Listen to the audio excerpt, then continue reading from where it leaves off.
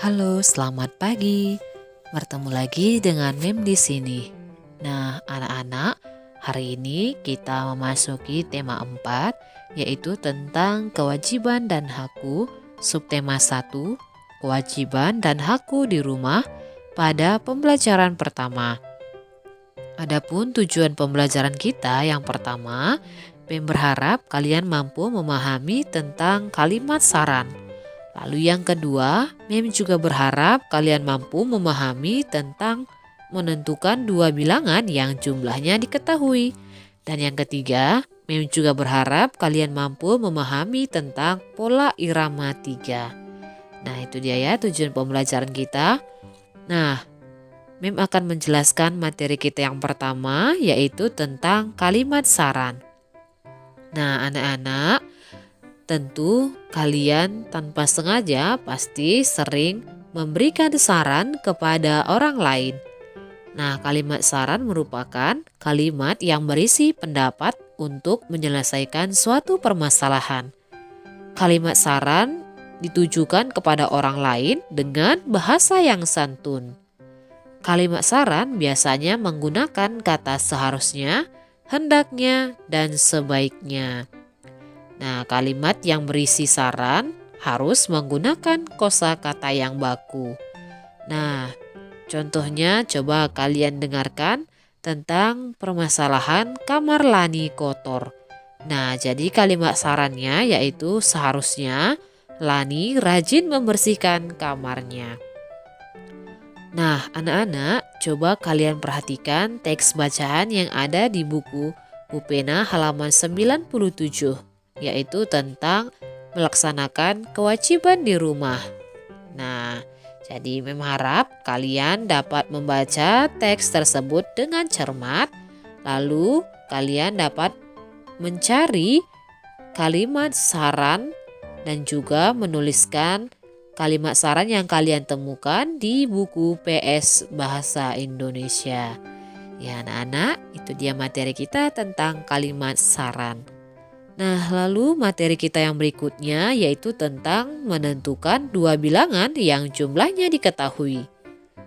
Nah, jika diketahui sebuah bilangan, kita dapat menentukan dua bilangan lain yang jumlahnya sama dengan bilangan tersebut.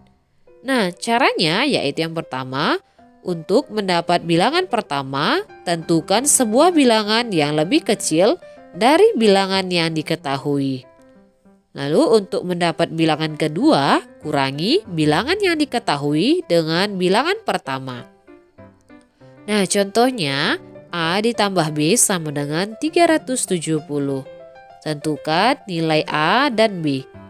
Nah, cara penyelesaiannya yang pertama kita harus menentukan bilangan A. Nah, di mana bilangan A itu harus lebih kecil dari 370. Nah, misalnya A sama dengan 200. Sehingga bilangan B dapat ditentukan dengan cara A ditambah B sama dengan 370.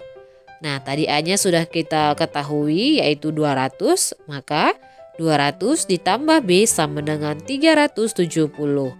Nah, untuk mengetahui nilai B, maka kita kurangkan. 370 dikurang 200 sama dengan 170.